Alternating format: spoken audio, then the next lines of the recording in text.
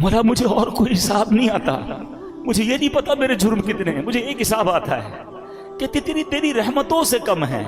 مجھے یہ پتا ہے بہت زیادہ ہے، میں مانتا ہوں بڑی خطائیں ہیں، بڑے جرم ہیں، مگر ایک حساب ضرور آتا ہے مجھے کہ جتنے بھی گناہ ہیں تیری رحمتوں سے کم ہیں۔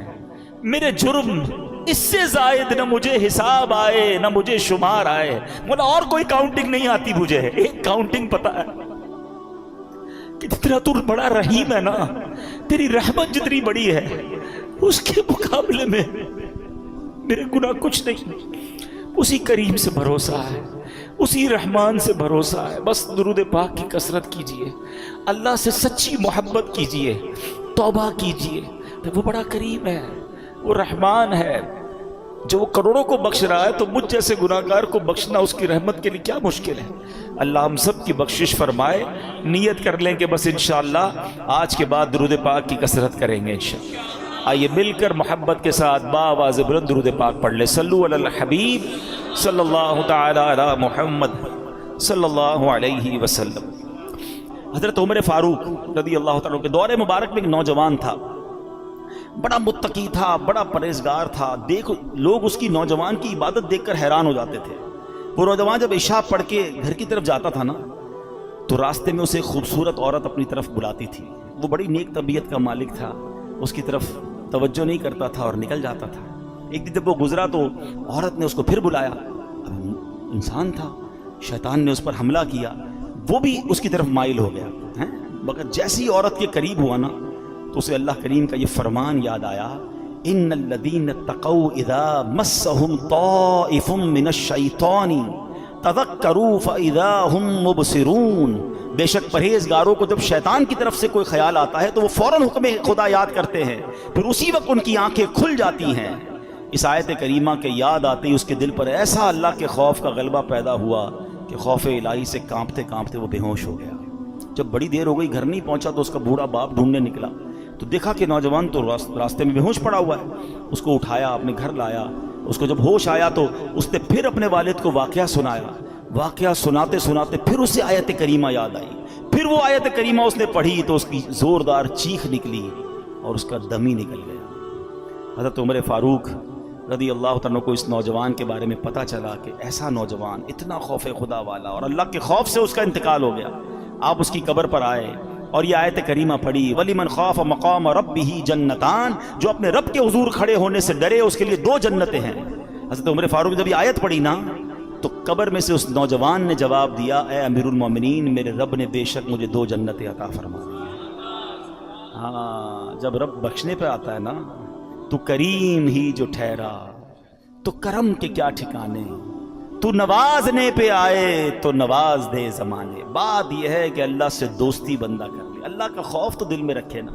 چھپ چھپ کر گناہ ہو رہے ہیں، اللہ کو ناراض کیا جا رہا ہے، موج مستی ہو رہی ہے، اللہ کی بارگاہ میں پیش ہونے کی فکر ہی نہیں ہے، یہ نہ کرو۔ تو اب سچی توبہ کر لیجئے، اپنے گناہوں سے معافی مانگ لیجئے، اللہ کے قریب ہو جائیے، اور یقین کریں اللہ معافی مانگنے والوں کو بڑا پسند فرماتا ہے۔ وہ ایسے نوازتا ہے نا، آئے ہے۔ ابھی آپ نے ایک واقعہ سنا، ایک اور واقعہ سناتا ہوں، پھر بیان کمپلیٹ کرتے ہیں۔ ایک کسائی تھا، قصاب، ٹھیک ہے، اور اس کی ایک پڑوس کے اندر ایک خادمہ تھی، کام کرنے والی تھی، وہ اس کو بڑی پسند تھی، اس کی نیت اس کے بارے میں خراب تھی۔ تو ایک دن وہ کہیں جا رہی تھی تو یہ بھی اس کے پیچھے پیچھے ہو لیا۔ جب قریب پہنچا تو وہ خادمہ کہتی کہ دیکھو میرے قریب مت آؤ، دل تو میرا بھی تمہاری طرف مائل ہے، مگر یہ کام جو ہے نا یہ اللہ کو پسند نہیں ہے، اللہ کا خوف کرو، مجھے اللہ سے ڈر لگتا ہے۔ اس نے سوچا کہ جب تم خادمہ ہو کر، ایک غریب عورت ہو کر اللہ سے ڈر رہی ہو، مجھے زیادہ ڈرنا چاہیے۔ اس نے اس عورت کو چھوڑ دیا اللہ کے ڈر سے، کوئی دیکھنے والا نہیں تھا، they were both alone there، مگر اللہ کے خوف سے چھوڑ دیا۔ لیکن اب جب واپس آنے لگا نا تو راستے میں بڑی گرمی تھی، پانی دور دور تک نہیں تھا، پیاس سے نڈھال ہو گیا، اس سے مرنے کے قریب ہو گیا۔ تو ایک اور شخصیت وہاں سے گزرے، کہا آپ کون ہیں؟ کہ میں فلاں نبی کا قاصد ہوں۔ ایک نبی علیہ السلام کے ساتھ رہتے تھے اور ان کے قاصد تھے، پیغام پہنچاتے تھے، وہ بھی پیاسے تھے۔ کہا آپ کا حال کیا؟ کہ میں بھی بالکل پیاسا ہوں۔ کہا چلیں حضور دونوں مل کے دعا کرتے ہیں۔ تو وہ جو نبی علیہ السلام کا قاصد تھا کہ تم بھی دعا کرو، میں بھی دعا کرتا ہوں۔ کہا میں تو گناہ گار آدمی کسائی ہوں، آپ اللہ کے نبی کے ساتھ رہتے ہیں، آپ دعا کریں۔ انہوں نے دعا کی، انہوں نے آمین کہنا شروع کی، تھوڑی دیر ہوئی تو ایک بادل آیا، بڑا کالا سا، بڑا ٹھنڈی ہواؤں والا. ان دونوں کو سکون ہو گیا. کہا چلو چلتے ہیں، اب پانی تلاش کرتے ہیں. ریلیکسیشن تو ہو گئی. تھوڑا آگے گئے تو اب راستہ دونوں کا ٹرن ہونے لگا. تو جو اللہ کے نبی کے قاصد تھے وہ مثال کے طور پر رائٹ ٹرن ہوئے. یہ کسائی کو لیفٹ ٹرن ہونا تھا، یہ قصاب لیفٹ ٹرن ہوا، بادل اس کے ساتھ جانے لگ گیا. اللہ کے نبی کے قاصد نے کہا تم تو کہتے تھے عام سا آدمی ہوں، کوئی نیک عمل نہیں، تمہارے ساتھ تو بادل جا رہا ہے. کہا واقعی کوئی نیک عمل نہیں ہے، بس آج ایک واقعہ ہوا، گناہ کرنے جا رہا تھا، میں تو غلط آدمی ہوں، برا کام کرنے گیا تھا. ہاں یہ بات ضرور ہے کہ موقع ملا تو اللہ کا خوف آ گیا، میں اس لیے پیچھے آ گیا. وہ اللہ کے نبی کے قاصد کہتے ہیں کہ توبہ کرنے والوں پر رب ایسے ہی انعام فرماتا ہے. آئے ہائے، ہم گناہ کریں، اسے ناراض کریں اور توبہ کر لیں تو وہ کیسے معاف فرماتا ہے. حضرت موسیٰ علیہ السلام کے دور کا ہی واقعہ ہے نا. ایک گاؤں میں بارش نہیں ہو رہی تھی. گاؤں والوں نے کہا کہ چلو مل کے دعا کرتے ہیں. حضرت موسیٰ بھی ہیں، کلیم اللہ بھی ساتھ ہیں، 70,000 لوگ جمع ہو گئے. دعا شروع ہوئی، حضرت موسیٰ دعا کرا رہے ہیں. ایوری بڈی ایکسپیکٹنگ کہ اللہ کے نبی ساتھ ہے، کلیم اللہ ہے، بارش تو ہونی ہے، اتنا بڑا مجمع ہے. نو رین، نو کلاؤڈ، بالکل کلین اسکائی. حضرت موسیٰ نے کہا یا اللہ میں دعا کر رہا ہوں، اتنے لوگ آمین کہہ رہے ہیں، بارش نہیں ہو رہی. فرمایا موسیٰ اس پورے مجمع میں ایک بندہ ہے جو پچھلے 40 سال سے مجھے ناراض کر رہا ہے، جب تک وہ بندہ اس مجمع میں ہے نا بارش نہیں ہونی. تو حضرت موسیٰ نے کہا کہ یا اللہ میں اس بندے تک کیسے یہ بات پہنچاؤں. کہ تو کھڑے ہو کر اعلان کر، تیرا کام آواز لگانا پہنچانا میری ذمہ داری ہے. حضرت موسیٰ کھڑے ہو گئے. آپ نے کروایا اے وہ شخص جو 40 سال سے اللہ کی نافرمانی کر رہا ہے، تیری وجہ سے بارش نہیں ہو رہی، تو نکل جائے اس مجمع سے. اب وہ بندہ تو تھا اس کے اندر. اب وہ کبھی دائیں دیکھے کبھی بائیں دیکھے کہ شاید کوئی کھڑا ہو جائے گا، شاید کوئی نکلے گا، کوئی نہیں نکلا. وہ سمجھ گیا بات میری ہو رہی ہے. اب وہ سوچنے لگا کہ میں کھڑا ہو گیا تو پورے شہر کو پتہ چل جائے گا کہ میں ہی وہ گناہ گار ہوں. اس نے پتہ کیا چادر اوڑی اور اللہ کی بارگاہ میں کہتا یا اللہ آج ذلیل ہونے سے بچا لے. میں ہی وہ شخص ہوں، مانتا ہوں میں نے بڑے گناہ کیے، مگر مولا آج میں ذلیل ہو جاؤں گا. لاجیکلی بتاؤ اس کا ذلیل ہونا بنتا تھا کہ نہیں؟ کہ جس بندے کی گناہ کی وجہ سے بارش نہیں ہو رہی اس کو تو کھڑا کر کے سب کو بتانا بنتا تھا نا. ہمارے ساتھ کوئی غلط کرے ہم کہتے ہیں یہ وہ آدمی ہے، اس نے میرے ساتھ کیا. اچھا تھوڑا سا مسئلہ کرے اب زیادہ اس کو ذلیل کرتے ہیں. مگر میرے کریم کے کرم نوازی دیکھو، وہ عیب چھپاتا کیسے ہے. وہ بندہ کہتا ہے مولا آج بچا لے. تھوڑی دیر ہوئی تو بادل آئے اور بارش برسنا شروع ہو گئی. حضرت موسیٰ کہتے ہیں یا اللہ بندہ تو کوئی نہیں نکلا، بارش کیسے ہو گئی؟ اللہ فرماتا ہے اے موسیٰ اس بندے نے مجھ سے دوستی کر لی ہے. حضرت موسیٰ کہتے ہیں یا اللہ بندہ تو دکھا دے، اب تو ملا دے تیرا دوست کون ہے. آئے ہائے، پتہ کیا فرمایا رب نے؟ فرمایا موسیٰ جب وہ میرا نافرمان تھا تب میں نے اسے ظاہر نہیں کیا، اب تو میرا دوست بن گیا، میں تجھے کیسے ظاہر کر دوں. یہ ہے میرا رب. کاش مجھے اور آپ کو سمجھ آ جائے. دنیا والوں کو میرا ایک ایپ پتہ چل جائے تو واٹس ایپ گروپ میں چلتے ہیں وہ میسج، سوشل میڈیا پہ چلتے ہیں، ویب سائٹوں پر اور اخباروں میں چلتے ہیں، مزے لیتے ہیں لوگ ہمارے ایپ کے. ارے دنیا کو تو پتہ ہی کچھ نہیں ہے جو میرے رب کو پتہ ہے. بچپن سے نافرمانیاں کر رہا ہوں، بچپن سے اسے ناراض کر رہا ہوں، چھپ چھپ کے گناہ کر رہا ہوں، وہ سب جانتا ہے. مگر کیسا کریم ہے، صرف چھپا نہیں رہا. وہ صرف چھپاتا تھا وہ بھی بڑی مہربانی تھی، وہ عزتیں بھی دے رہا ہے، وہ نعمتیں بھی دے رہا ہے، وہ مجھے کھلا بھی رہا ہے، وہ مجھے بڑا بھی کر رہا ہے، مجھے رزق بھی دے رہا ہے، مجھے میری فیملی کا سکھ بھی دے رہا ہے، مجھے دولت بھی دے رہا ہے، کیونکہ دے تو وہی رہا ہے نا. اس کو سب پتا ہے، وہ پھر بھی دے رہا ہے. اس کو سب پتا ہے، پھر بھی ہم اس سے دوستی نہیں کرتے، پھر بھی ہم اس کو راضی نہیں کرتے. کب تک اسے ناراض کرو گے بھائی؟ آج کر لو توبہ، آج کر لو اس سے دوستی. وہ شاعر کہتے ہیں نا تجھے تو خبر ہے میں کتنا برا ہوں، تجھے تو خبر ہے میں کتنا برا ہوں، تو عیبوں کو میرے چھپایا الہی، تو عیبوں کو میرے چھپایا الہی. تو آج سچی توبہ کر لے، چھوڑ دے گناہ. اگر نماز قضا ہو رہی ہے اب نماز قضا نہ کریں. شب برات کروڑوں بخشے جائیں گے مگر حدیث میں 6 قسم کے گناہ گار بتائے گئے جو نہیں بخشے جائیں گے. ہاں، شراب کا عادی نہیں بخشا جائے گا، ماں باپ کا نافرمان نہیں بخشا جائے گا، زنا کرنے والا بدکاری کا عادی نہیں بخشا جائے گا، رشتہ داریاں کاٹنے والا نہیں بخشا جائے گا، چغل خور نہیں بخشا جائے گا، ایک روایت کے مطابق تکبر والا لباس پہننے والا نہیں بخشا جائے گا، تصویریں بنانے والے مجسمے بنانے والے نہیں بخشے جائیں گے. خدا را آج توبہ کر لیجئے، راضی کر لیجئے اللہ کو. اگر یہ گناہ ہو بھی گئے نا وہ بڑا کریم ہے. توبہ کریں اور نیت کریں کہ آج کے بعد ہماری کوئی نماز قضا نہیں ہوگی. آج کے بعد انشاءاللہ نہ شراب کے پیئیں گے نہ شرابیوں کے قریب جائیں گے انشاءاللہ. ایسی محفلوں میں بھی نہ جائیں کہ جو ہمیں ان گناہ گاروں کے ساتھ بیٹھ کر آپ کیسے امید رکھتے ہیں کہ میں شرابیوں جواریوں بدکاروں کے ساتھ بیٹھ کر اللہ کا نیک بندہ ہو جاؤں گا اور اللہ مجھ سے راضی ہو جائے گا. تھوڑے دنوں پہلے تو کووڈ وائرس آیا تھا، ڈسٹنس کیسا رکھتے تھے؟ Social distance. سوشل کتنا سمجھ آ گئی تھی، نہیں بھائی دور رکھو اس کو، اس کے اندر وائرس ہے یا وائرس جیسی سمٹمز ہیں. ادھر لعنت برس رہی ہے شرابیوں پر، تم اس کے ساتھ بیٹھے ہو. جو بدکار ہیں جو جوئے کھیل رہے ہیں، آپ کہتے ہیں میں نہیں پیتا میں بیٹھتا ہوں. کیوں بیٹھنا ہے ان کے ساتھ؟ جدھر میرا رب ناراض ادھر اس کے ساتھ میں نے کیوں بیٹھنا ہے؟ اچھی محفلوں میں آیا کریں، اچھے لوگوں میں بیٹھا کریں. دعوت اسلامی کا ماحول آپ کے سامنے جو الحمدللہ ہمیں اللہ کی رحمت سے ہمیں نیک لوگوں کے ساتھ بیٹھ کر سدھرنے کا موقع ملتا ہے. اور قبر اگر روشن کرنی ہے نا، آج قبر کی بات ہو رہی ہے نا، تو قبر روشن کرنے کے لیے سب سے پہلی چیز عقیدہ ہے. اللہ پاک سے متعلق، رسولوں، صحابہ، اہل بیت سے متعلق، اولیاء کرام کے بارے میں سب عقیدہ بالکل ہمارا قرآن و سنت کے مطابق ہونا چاہیے. ہم نیک کام کرتے رہیں، 5 وقت پابندی سے نماز پڑھیں، مسجد میں با جماعت نماز ادا کریں، جتنے فرائض و واجبات ہیں ان پر عمل کریں، زکوٰۃ ہم پر فرض ہے تو زکوٰۃ پوری ادا کریں، روزے رکھیں، لوگوں کے ساتھ حسن سلوک سے پیش آئیں، قرآن کریم کی تلاوت کریں، درود پاک کی کثرت کریں، ذکر اللہ کی کثرت کریں. انشاءاللہ یہ سارے کام قبر روشن کرنے والے کام ہیں. اور سبحان اللہ ایک اور بڑا پیارا عمل ہے، حدیث پاک میں آیا ان الصدقہ لتطفئ علی اہلھا حر القبور. بے شک صدقہ کرنے والوں کو صدقہ قبر کی گرمی سے بچاتا ہے. وانما یستظل المؤمن یوم القیامۃ فی ظل صدقاتہ. اور بلا شبہ مسلمان قیامت کے دن اپنے صدقے کے سائے میں ہوگا. خوب صدقہ و خیرات کرنا چاہیے. حدیث پاک میں آتا ہے صدقہ برائیوں کے 70 دروازوں کو بند کرتا ہے. صدقہ دینے والا قیامت کے دن اپنے صدقے کے سائے میں ہوگا. صدقہ گناہوں کو ایسے مٹا دیتا ہے جیسے آگ پانی کو بجھا دیتا ہے. تو ان مہینوں میں اللہ کی راہ میں خرچ کریں، اپنے غریب مسلمانوں پر خرچ کریں، اپنے رشتہ داروں پر خرچ کریں، اپنے ملازمین پر ذرا تھوڑی سی آسانی کریں. اچھا ہم ایک بڑا جملہ آج کہنے لگ گئے ہیں، بھائی مشکل ہو تو مجھ سے مانگ لینا، چاہیے ہو تو مجھے بتا دینا. سفید پوش آدمی بتائے گا نہیں آپ کو.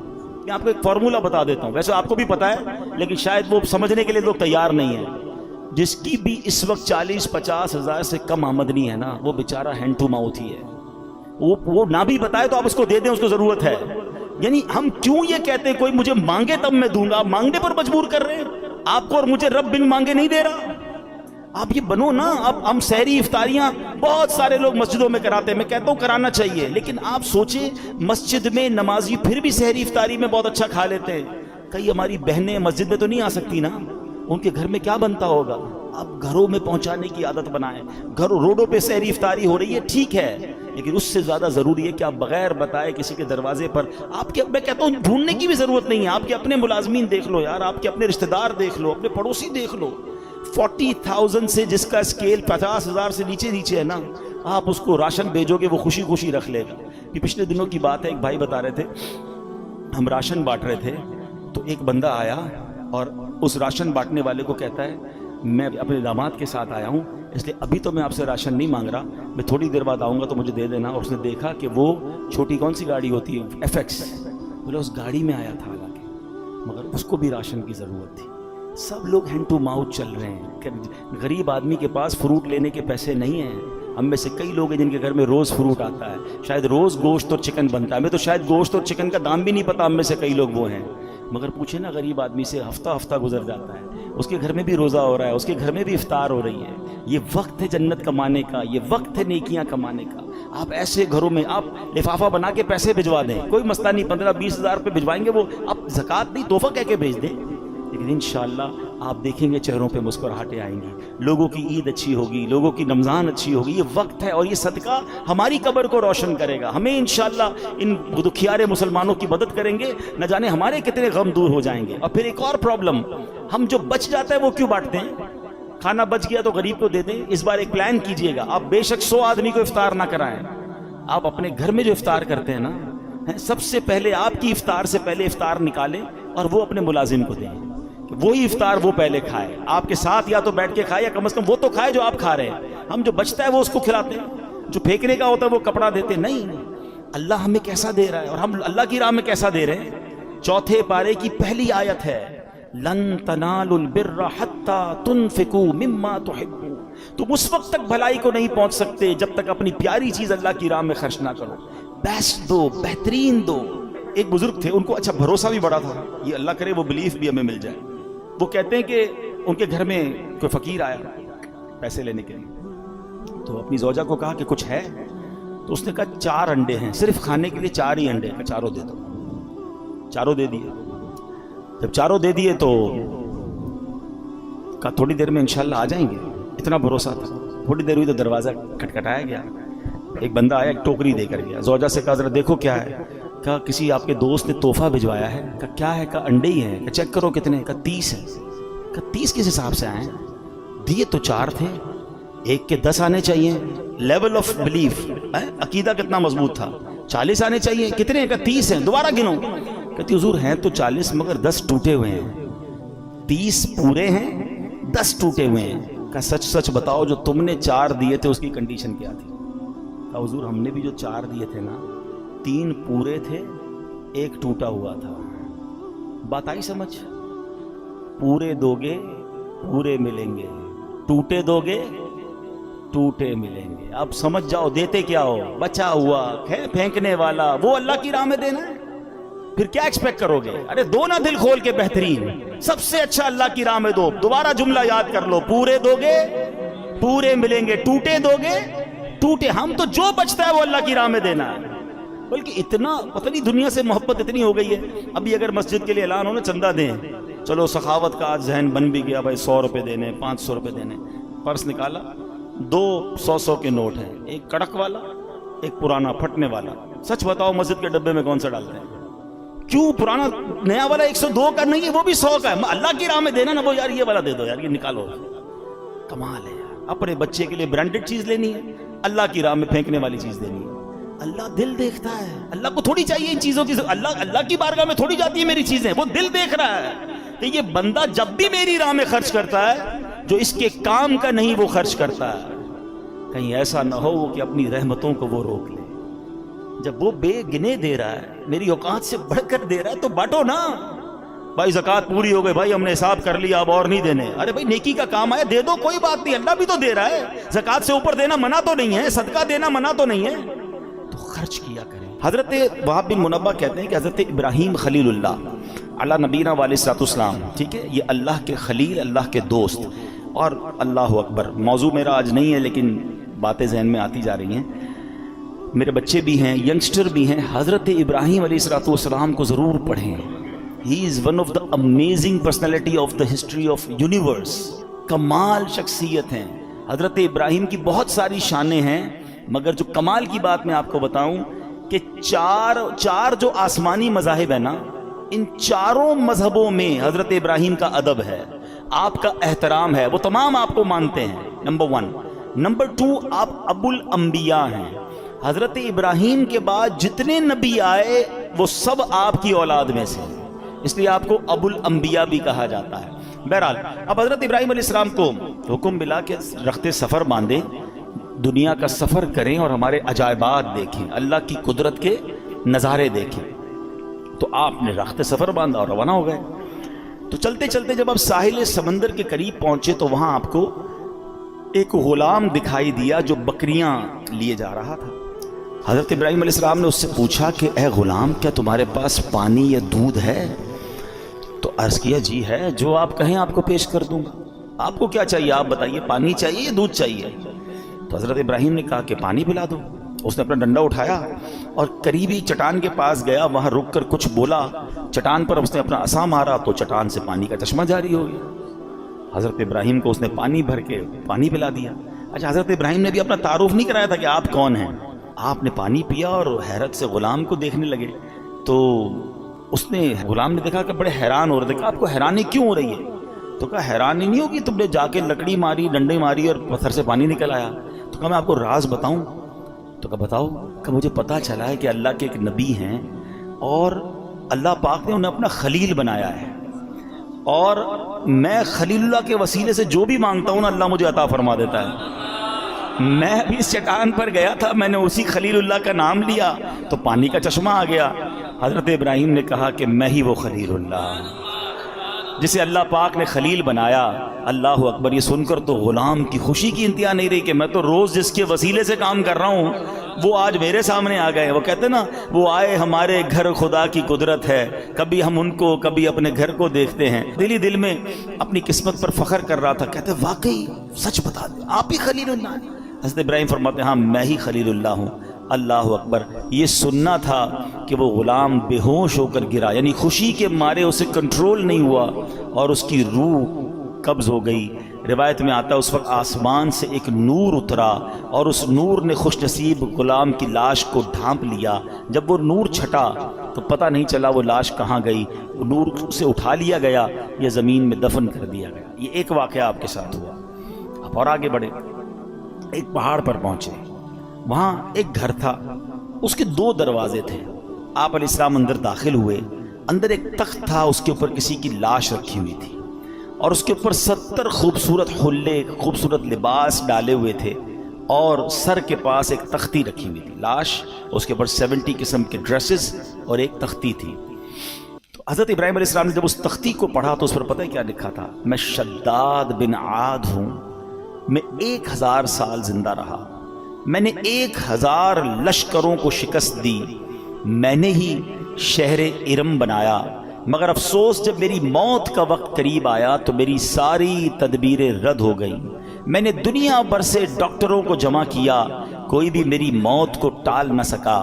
بس جس نے بھی مجھے دیکھا اب اسے دنیا کے دھوکے میں نہیں آنا چاہیے. اے لوگو, خود پر دنیا کے دروازے تنگ رکھو. تم اتنی بادشاہت کے مالک نہیں ہو جیسی بادشاہت کا مالک میں تھا. تم اتنا عرصہ زندہ نہیں رہے, نہ رہو گے جتنا عرصہ میں زندہ رہا. تم اتنا جمع نہیں کر سکو گے جتنا میں نے جمع کیا. ہاں ہاں سن لو, دنیا دھوکے باز ہے, قاتل ہے, اپنے طلبگار کے ساتھ کھیل کھیلتی رہتی ہے. یہ عجوبہ دیکھ کر حضرت ابراہیم علیہ السلام واپس تشریف لے آئے. شاعر کہتے ہیں نا, بے وفا دنیا پہ مت کر اعتبار, تو اچانک موت کا ہوگا شکار. موت آ کر ہی رہے گی یاد رکھ, جان جا کر ہی رہے گی یاد رکھ.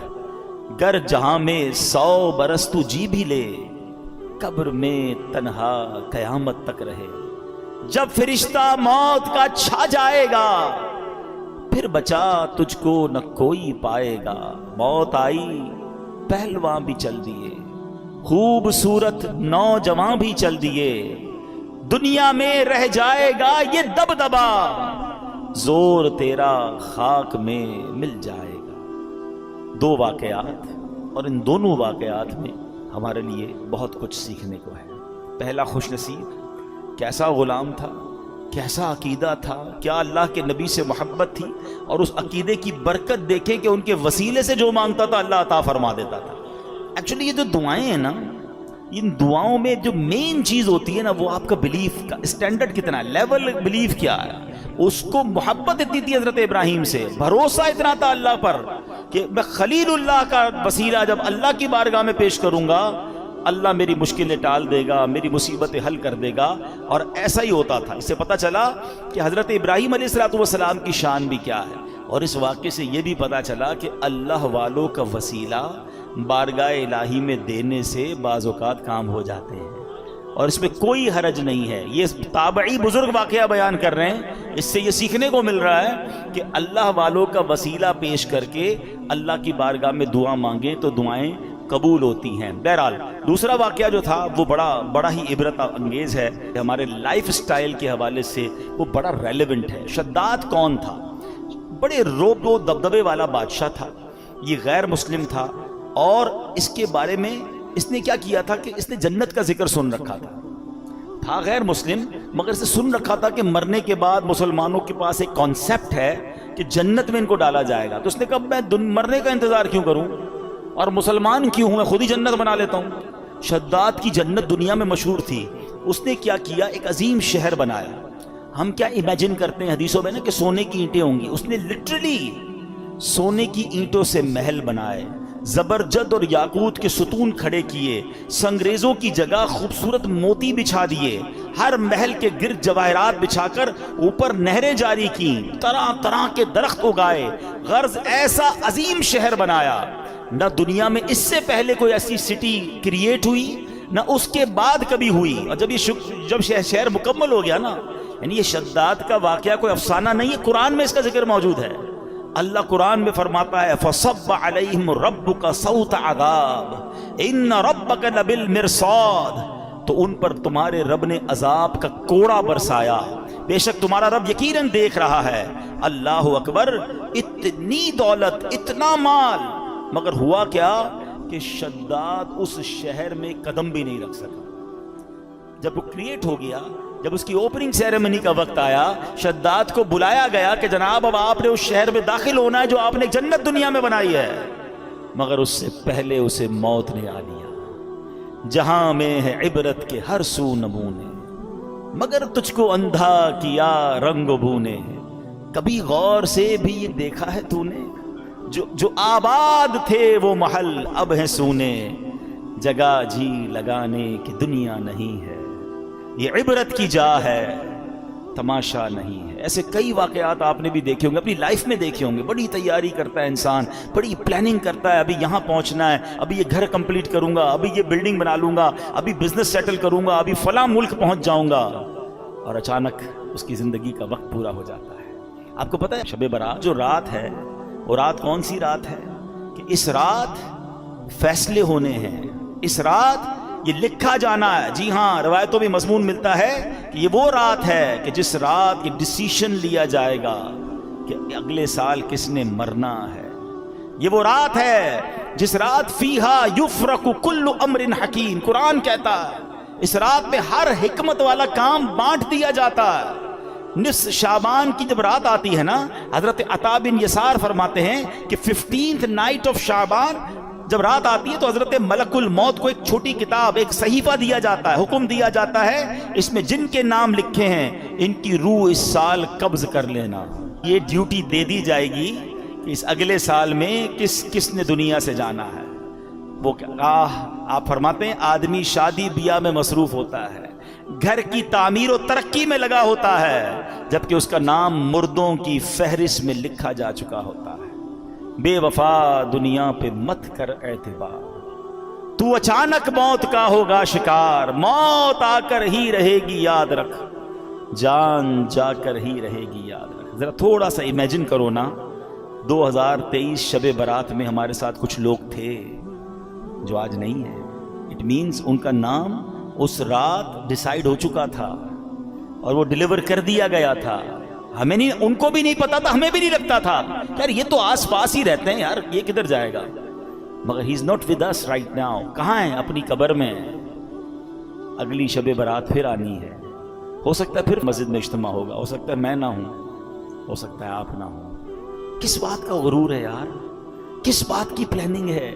اتنے جنازے اٹھنے کے بعد بھی ہمارے اوپر غفلت ہے۔ میں ریسنٹلی ایک واقعہ ہوا ہے، بہت ہی میرے کلوز فرینڈ ہے، میں نام نہیں لوں گا، ان کے رشتہ دار یہاں موجود ہیں، مگر اس لیے وہ واقعہ بیان کر رہا ہوں کہ بہت کچھ سیکھنے کو ہے ہمارے لیے اس میں۔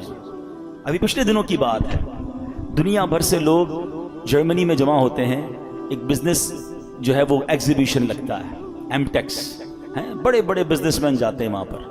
اس بار اتفاقاً مجھے بھی جانے کا موقع ملا، ہماری نیت بزنس کی نہیں تھی، ہم الحمدللہ یہ نیت لے کر گئے تھے کہ جب دنیا بھر کے بزنس کمیونٹی کے لوگ جمع ہو رہے ہیں تو کیوں نہ ہم، ویسے ہی جرمنی میں دعوت اسلامی کا بڑا کام ہے، تو ہم نے سوچا کہ ہم اپنا دعوت اسلامی کا کام بھی دیکھ لیں گے اور اس ایگزیبیشن میں جا کر بھی اسلام کی دعوت، نیکی کی دعوت اور لوگوں کو اللہ رسول کی بات پہنچائیں گے۔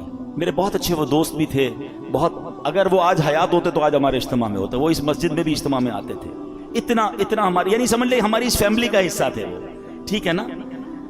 کیا ہوا اب دیکھیں، مطلب کہاں موت آ سکتی ہے، کیسے موت آ سکتی ہے، اب ذرا سمجھیے گا۔ اچھا میں اور آپ آج تک جب بھی جہاز میں بیٹھے ہیں ہمیں ایک ہی ٹینشن ہوتی ہے، جہاز گر نہ جائے، ایسا ہی ہے نا، سیٹ بیلٹ باندھ لیں، جہاز جب ببل کرتا ہے تو ہمیں گھبراہٹ ہوتی ہے کہ یار جہاز کریش ہو گیا تو مر جائیں گے۔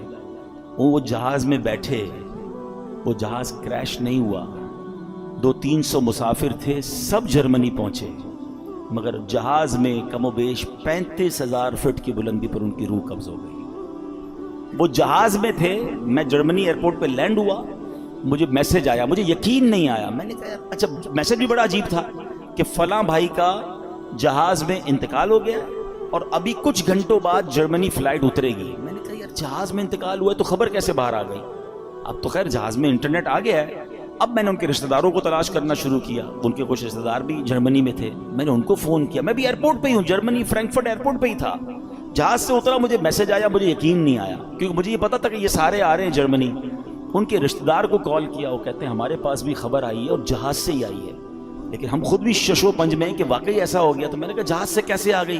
کہا ان کے کچھ دوست ساتھ تھے، انٹرنیٹ انہیں ملا، انہوں نے فوراً میسج کیا، اور اچھا اب فلائٹ کب لینڈ ہوگی؟ تو کہا فلائٹ ابھی 5 گھنٹے باقی ہیں یا 4 گھنٹے باقی ہیں۔ میں بھی انتظار کرتا رہا، بار بار ہم فون پہ رابطے میں رہے، اور جیسے ہی جہاز لینڈ ہوا تو یہ خبر پکی تھی کہ دبئی سے جب جہاز اڑا کچھ گھنٹے، 1 یا 2 گھنٹے بعد ان کی طبیعت بگڑی، جہاز میں جو بھی فرسٹ ایڈ دیا جا سکتا تھا دینے کی کوشش کی گئی، مگر ان کا وقت پورا ہو گیا۔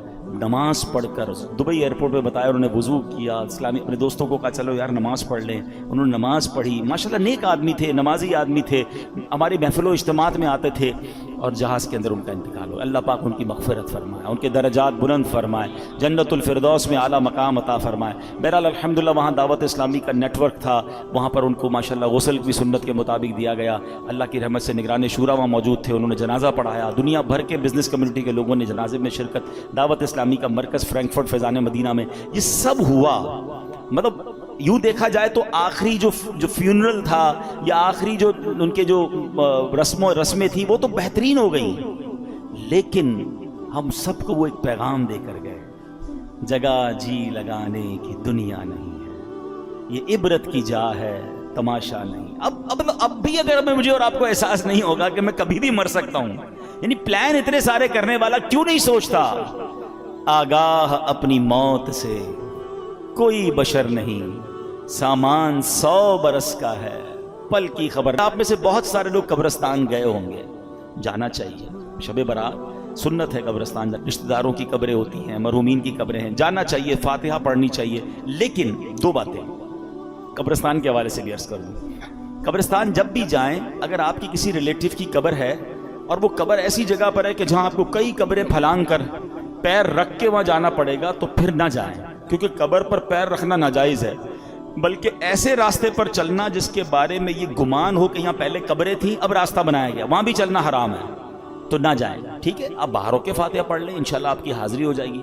السلام علیکم یا اہل القبور یغفر اللہ لنا ولکم وانتم سلفنا ونحن بالاثر، بڑی پیاری دعا ہے، اس دعا کا معنی بھی بڑا عبرت والا ہے۔ بات پتہ کیا ہے، ہم دعائیں پڑھتے ہیں اس کا معنی نہیں پتا ہوتا، اگر صرف اس ایک دعا کو سمجھ جاؤ نا تو جو میں بیان کر رہا ہوں آپ کو سمجھ آ جائے گا۔ دعا کیا ہے یاد بھی ہوگی آپ کو، السلام علیکم یا اہل القبوری، کیا معنی ہے؟ اے قبر والوں تم پر سلام ہو، یغفر اللہ لنا ولکم، اللہ تمہاری اور ہماری مغفرت فرمائے، وانتم سلفنا ونحن بالاثر، تم پہلے چلے گئے ہمیں پیچھے آنا ہے۔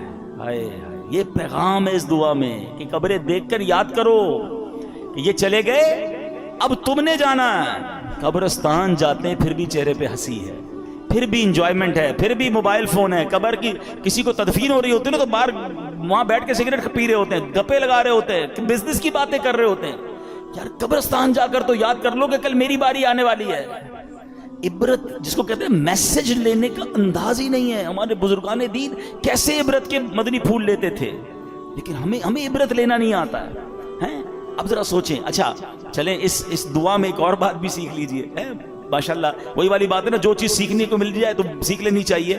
تو سیکھنی کیا ہے کہ اس میں کیا میسج ملا. دعا کیا ہے, دوبارہ دہرائیے گا, السلام علیکم یا اہل القبور. واہ بھائی واہ, مسئلہ تو حل ہو گیا اس دعا میں. حدیث پاک کی دعا ہے یہ, مشکات شریف میں دعا موجود ہے. اے قبر والو تم پر سلام ہو. قبرستان میں سارے اللہ کے ولی ہیں, بتاؤ نا, سارے ہی صحابہ ہیں, سارے جنتی ہیں. ہمیں کیا پتا ہے, شرابی کی بھی قبر ہے, کبابی کی بھی قبر ہے, نمازی کی بھی قبر ہے, نیک کی بھی قبر ہے, گناہ کا. اللہ سب کی مغفرت فرمائے. مگر عام مسلمانوں کو حدیث کیا بتا رہی ہے, یا اہل القبور, اے قبر والو تمہیں سلام ہو. بڑا سمپل سوال ہے, جب قبر والوں کو یا اہل القبور کہنا دعا سے حدیث سے ثابت ہے, ہم ادھر اگر اللہ کے ولی کو یا غوث اعظم کہتے ہیں تو کیا پرابلم ہے, یا رسول اللہ کہتے ہیں تو کیا پرابلم ہے. آپ تو گناہ گار کو یا اہل القبور کہنے کی اس دعا میں اجازت ہے, ہم تو اللہ کے نیک بندوں, اولیاء, صحابہ, اہل بیت کو پکارتے. پتہ نہیں کیوں ٹینشن کریٹ کی جاتی ہے. تو یہ چلے ایک مسئلہ بھی میں نے کہا عقیدے کا کلیئر کر دوں. ایک بڑی پیاری دعا آج میں نے بھی پہلی بار پڑھی, اس میں بھی کوئی حرج نہیں ہے, علم ہر بندہ سیکھ رہا ہوتا ہے. اور دعا کیا ہے, بسم اللہ الرحمن الرحیم, اللہم رب الاجسادی البالیتی والعظامی النخرتی التی خرجت من الدنیا وہیا بکا مؤمنۃ ادخل علیہا روحا من عندک وسلاما منی. اب اس کا پہلے ترجمہ سنیے گا, پھر میں اس کی فضیلت بتاؤں. اے اللہ, اے گل جانے والے جسموں اور بوسیدہ ہڈیوں کے رب, جو دنیا سے ایمان کی حالت میں رخصت ہوئے, تو ان پر اپنی رحمت فرما اور ان کو میرا سلام پہنچا دے. اچھا, یہ دعا جو ہے اس کی جو فضیلت ہے شرح الصدور میں ہے کہ جو بندہ قبرستان میں داخل ہو کر یہ دعا پڑھے تو حضرت آدم سے لے کر دعا پڑھنے کے وقت تک جتنے مسلمان فوت ہوئے, یہ سب دعا پڑھنے والے کے لیے دعائے مغفرت کریں گے. یعنی اربوں مسلمان جو دنیا سے چلے گئے, اس کیونکہ ہم نے سب کے لیے دعا کر دی نا, تو وہ مردے بھی جو دنیا سے چلے گئے, پردہ فرما گئے, وہ ہمارے لیے دعا کریں گے. تو یہ شرح الصدور بڑی کمال کی کتاب ہے, امام جلال الدین سیوطی شافعی رحمۃ اللہ تعالیٰ نے لکھی, اور انہوں نے اس میں یہ دعا لکھی ہے. دیکھیں, جہاں ثواب کا موقع ملے, جہاں برکت کا موقع ملے, اسے اچیو کرنا چاہیے. فوراً ہی اگر کوئی اسکیم آتی ہے, فلاں بورڈ آتا ہے کہ یار یہاں یہ بار کیا آج کل کہتے ہیں, وہ کوڈ یوز کر لو تو آپ کو اتنا % ڈسکاؤنٹ مل جائے گا. بندہ فوراً کوڈ نوٹ کر رہا ہوتا ہے, فوراً پکچر کھینچ لیتا ہے کہ یار یہ والے کوڈ سے یہ والی ویب سائٹ پہ فائدہ ہوگا. میں بھی چھوٹا سا کوڈ ہی بتا رہا ہوں بھائی, اور علماء کرام اور بزرگان دین کی اس کتابوں سے بتا رہا ہوں کہ اس کو پڑھ لو قبرستان میں جا کر. اور دعا ہی ہے نا, اس پہ حرج تو کوئی نہیں ہے, تو سب جانے والوں کے لیے دعا ہے. تو بہرحال اللہ کرے کہ ہم اس طرح نیکیاں کمانے کا بھی ہمارے اندر شوق پیدا ہو جاتا. تو بہرحال آج ہماری جو گفتگو چل رہی تھی کہ ہمیں اپنی قبر کی تیاری کرنی ہے, اپنی موت کی تیاری کرنی ہے. شب برات جو ہے نا, وہ ہمیں بہت کچھ درس دیتی ہے. اور پھر سب سے زیادہ ہمیں اس بات پر غور کرنا ہے کہ ہمیں اللہ کے خوف کو دل میں پیدا کرنا ہے. حضرت ابو بکر صدیق رضی اللہ, میں آپ کو ان کا واقعہ سناتا ہوں. آپ سے بڑا کون سا صحابی ہے, آپ سے بڑھ کر کس کے جنتی ہونے میں شک آپ کر سکتے ہیں؟ یعنی آپ تو قطعی جنتی بھی کیسے ہیں کہ نبی پاک کی زبان سے جنت کی بشارت سنی, بلکہ کتنی بار بشارت سنی. پیارے آقا علیہ الصلوۃ والسلام نے ایک بار پتہ کیا فرمایا, دیکھیں کیسا پیار ہے. ایک بار نبی پاک تشریف لائے صحابہ کرام میں, سیدھے ہاتھ میں صدیق اکبر رضی اللہ تعالیٰ کا ہاتھ ہے, بائیں ہاتھ میں حضرت عمر فاروق کا ہاتھ ہے, اور تشریف لائے اور آ کر فرماتے ہیں آج دیکھ لو جیسے آج آئے ہیں, محشر کے دن بھی ایسے ہی آئیں گے. کیا ساتھ ہے. اچھا, پھر ایک اور ایمان افروز بات بتاؤں, چلے یہ بھی بہت سیکھنے کو ملے گا.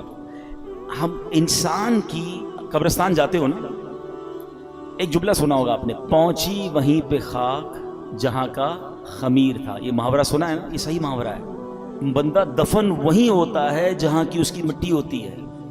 روایتوں میں آتا ہے کہ جس ہمیں جب بنایا گیا نا, ہم مٹی سے بنے نا, انسان کو اسی مٹی سے بنایا جاتا ہے جس مٹی میں اس کی تدفین ہونی ہے. آپ کے ساتھ کئی بار ایسا ہوا ہوگا. پھر ایک مجھے ہمارے اسی طرح کے دوست یاد آ گئے, تھوڑے دنوں پرانی بات ہے, کافی عرصے سے وہ کینیڈا میں رہتے تھے, بڑے بیمار تھے, بڑے مسائل ان کے چل رہے تھے. ان کو کہا گیا کہ یار آپ تھوڑے دنوں کے لیے پاکستان بھی آ جائیں. وہ پاکستان آئے اور آتے ہی دوسرے دن ان کا انتقال ہو گیا. تو سب کہتے تھے یار ان کی مٹی یہاں کی لکھی ہوئی تھی.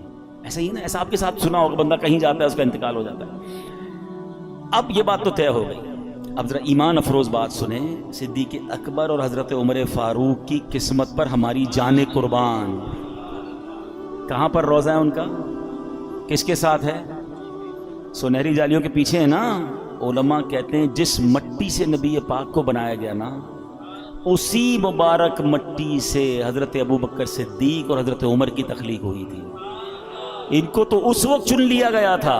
اور وہیں جبھی تو دیکھیں نا روضہ رسول میں پیارے آقا کے محبتوں کا صلہ ایسے کون دیتا ہے, سنہری جالیوں میں یار غار آپ سے ہیں. نبی پاک کے ساتھ جلوہ فرمائے تو حضرت ابوبکر صدیق اس قدر بڑا مرتبہ.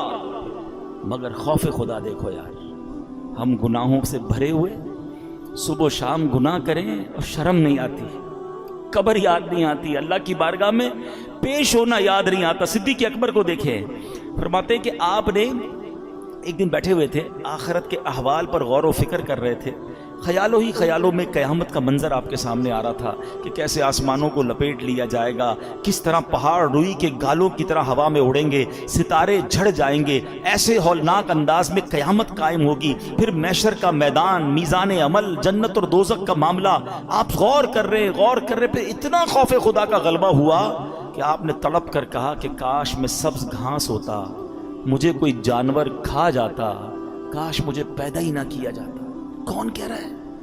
قطعی جنتی جن کی صدقے جنت میں جائیں گے, حضرت صدیق اکبر. لیکن اتنا خوف ہوا نا, تو پھر کیا ہوا؟ آیت کریمہ نازل ہوئی. سورہ رحمان میں اور آپ یہ آیت پڑھتے ہیں, مگر اس آیت کے شان نزول میں ایک واقعہ یہ لکھا ہے کہ this is the reason why this آیت ریویل, یہ آیت نازل ہوئی. وَلِمَنْ خَافَ مَقَامَ رَبِّهِ جَنَّتَانِ, جو اپنے رب کے حضور کھڑے ہونے سے ڈرے اس کے لیے 2 جنتیں ہیں.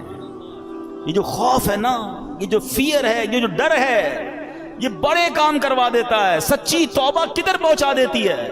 کتنا بڑا انعام دیا کہ صدیق اکبر رضی اللہ عنہ کا جو یہ خوف تھا جس کی وجہ سے یہ آیت نازل ہوئی, فرمایا آپ کا مقام یہ ہے کہ آپ کے لیے 2 جنتیں ہیں. رب نے گویا یہ قرآن میں پیغام دے دیا کہ جو اللہ کی بارگاہ پہ کھڑے ہونے سے ڈرے اس کے لیے 2 جنتیں ہیں. اللہ پاک ہمیں عمل کرنے کی توفیق عطا فرمائے. رب کریم ہم سب کی مغفرت فرمائے, ہمارے گناہوں کو معاف فرمائے, ہمارے ماں باپ کو بخش دے. بس اللہ سے یہ دعا ہے ہمیں درازی عمر بالخیر عطا کر دے, ہمارے رزق میں برکت عطا فرما. آمین بجاہ النبی الامین صلی اللہ تعالی علیہ وسلم.